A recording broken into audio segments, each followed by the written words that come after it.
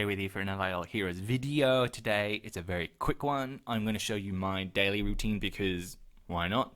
Everyone's got their own daily routine for Idle Heroes video, but I waited until the BT reset just to show you what I do as part of my daily routine. So the first thing I do is I always hit the check-in to get my free goodie.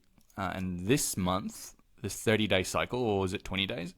Whatever the cycle is, we're going to get a light hero, which is nice because I need the food. Then we're going to get the free gems. That's just mandatory. And then generally speaking, the hand and binders will always be available to me, and so I'll always click the first one. And then generally I can't be bothered waiting another 8 hours to get the next tier. And I know some people do. If you're skimping on gems, you generally do. But I can't be bothered because I'm trying to create when I do my daily cycle, what I'm trying to do is, I'm just getting tongue-tied. I'm trying to complete all the daily quests in one hit rather than just stringing it along. So that's what I do. Then I will work on the tavern. So I work from left to right. You guys might do something else. And then I'll do my rerolls. So I'll do a separate video on my tavern strategy, but then the next thing I do on the day after I've done all that is I'll work on my tavern, then I'll go into the marketplace and I'll buy the things that I always buy. So anything you can buy for cash is what I generally buy in the marketplace. So you see what I buy. I buy the books, the arena tickets. I buy the heroes, which are a mandatory buy if you've got money because you've got nothing else to spend money on in this game except those special events when they're super generous and you need lots of money. So I'll buy the purple stuff. Recently, I've been very selectively doing this. I've been buying a lot of purple goo because I find that that's a constraining resource for me in this game personally, and I'll only buy the most expensive one because it's the best value in terms of what you get dollars per gem, right? Or like purple goo per gem. So I'll buy the one for cash and I'll buy that. The green stuff, sometimes I'll buy it if I'm really desperate, but I'm not desperate and I get enough from campaign that I don't need to buy it from the marketplace, so I generally skip this. So I'll get my green stuff from the campaign, and I'll get it from the Aspen dungeon as well. So done that, and I also buy these $500,000 basic scrolls. And you're probably like, "Ooh, you've probably wasted a lot of money." Yes, I have, but why? It's free, and I'm doing it because I'm bored, guys. And what's gonna happen is when I get 1,000 of these puppies, which is, I don't know, a couple of days away, I'm going to do a video on 1,000 basic summons and show you how shit it is. So that's the plan.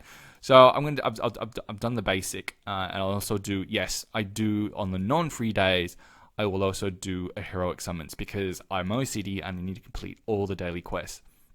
So that's the marketplace. That's the summoning circle. Then I'll go into the friends. I'll collect all my hearts from my friends. The other thing I'll also do is I look at who hasn't given me a heart or who hasn't logged in for at least 2-3 days, and I'll drop those individuals. I'll drop those motherfuckers cold because I need hearts. And if you're not going to be a good and active friend and play this game, you're gone. You're off my list. So like this guy here is 2 hours. He's pushing it. He's pushing it. I'm thinking about dropping him. So we'll see. So then I go to the Lost Underground. I will get my best hero in it, and I've done a video on this really early on. You only need to concentrate on one stage. Don't rush it because the higher the stage, the better reward. So it only takes 2 hours. So I'll get that going, and that's not part of the daily quest. Then I'll go to the Wishing Fountain, and I'll do my 2 spins. Again, I know it's not free, but it's only 2 coins, right?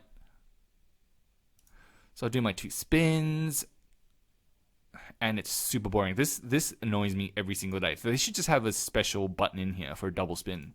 They just should, because then I'll check out Celestial Island. Generally, it's been full because I only played every 8 hours, but you know, the magic number is 16. It takes 16 to smash all 15 islands, as well as the main island. So I'll also do a bit of that.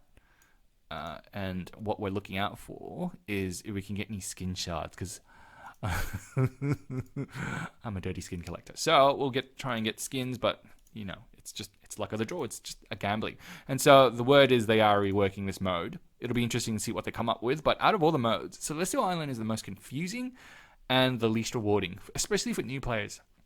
When I was trying to explain Celestial Island in my new beginner guide, I was super confused. I was like, how the fuck do you explain this mode? Because it's PvE, and there's these little islands, and there's a big island, and you know, there's like little pot plants you can plant at the front. What the fuck do I tell people about that mode? So campaigns will do it 5 times. And in between doing campaigns, we'll also visit the blacksmith to fuse together the cheapest thing we can fuse together, because it costs gold to fuse together the more expensive stuff, and I don't really need the more expensive stuff. But like I said, when I do my daily cycle at the reset every single day, I look forward to it. I go to the toilet, take my pants off, and then I take my phone out, and then we have a good 20 minutes doing the daily stuff. So that's probably TMI, but I figure you guys are, you've been with me. if you've been with me since the first video, we're friends already. We're family. We're basically family. So then that's the campaign. We've done it 5 times. That's the blacksmith event raid. So you can see it takes about 5-10 minutes for me to get through the main stuff. So then if we go here, we just add all of you.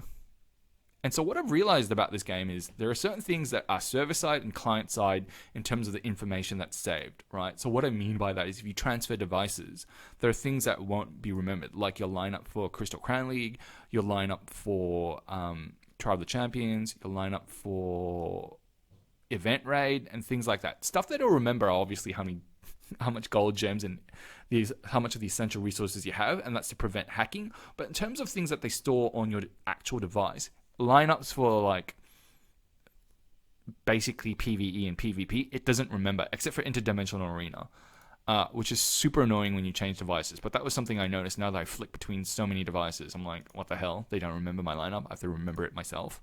That's kind of outrageous. What am I paying you guys for?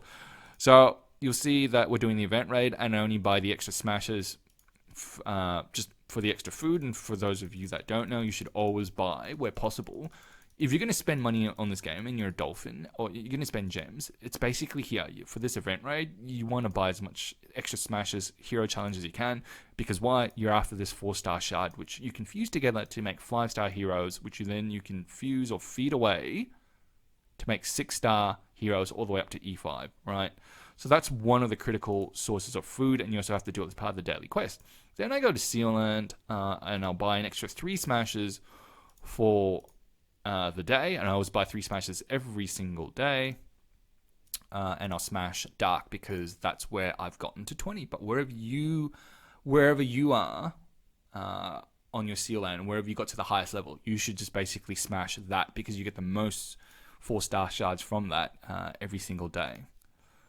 So that is Sealand. What else do we have to do complete the daily quest? 2 taverns, which I'll cover in another video, because I want to do a video on my tavern strategy. But then we need 3 in arena, so I'll generally go here as well.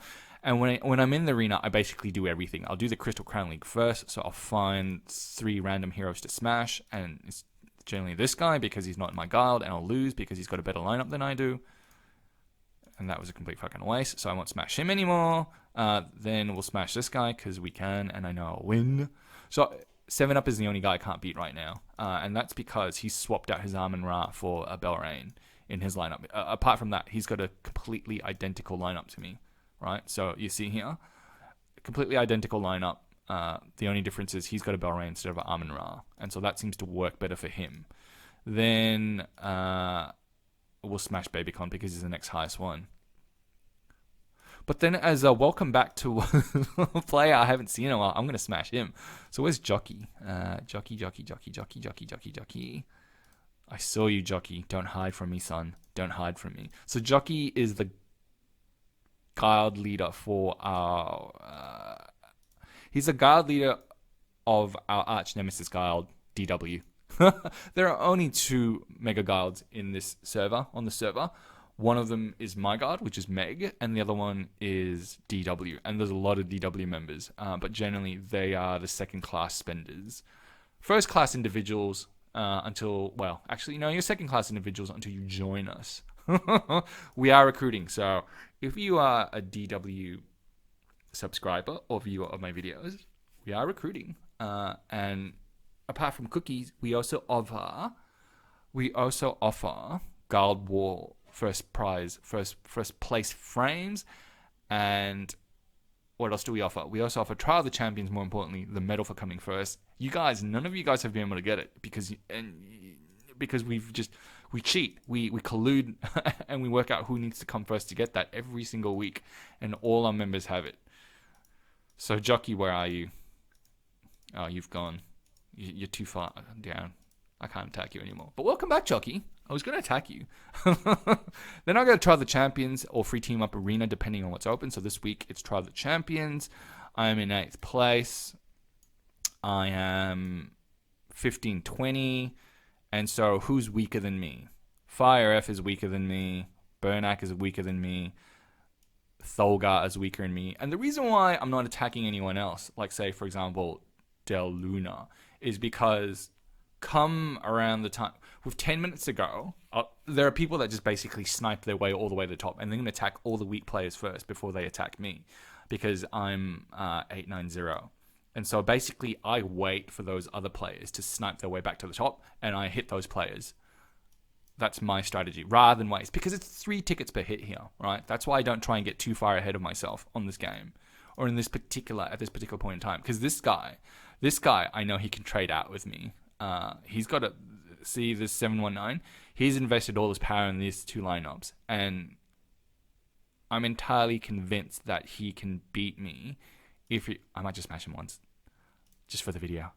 No, I can't. See what I mean when I say that it only remembers your lineups for Interdimensional Arena, but not for anything else. Your lineups for PvE and PvP in this game are stored on your local device, on your mobile, or for me, when I'm doing this, on my BlueStacks environment. And so I have to, every time I redo this video, or like every time I reinstall this game, I have to reset that lineup, and that's super annoying. Anyway, I will do that as part of my routine, and then I will go to the Interdimensional Arena, which is about to end, and I'll basically do my 5 a day. And this takes a while now, so the 5 battles you do just to get the daily reward, I do that as well. And so guys, effectively, that's all I do in my daily routine.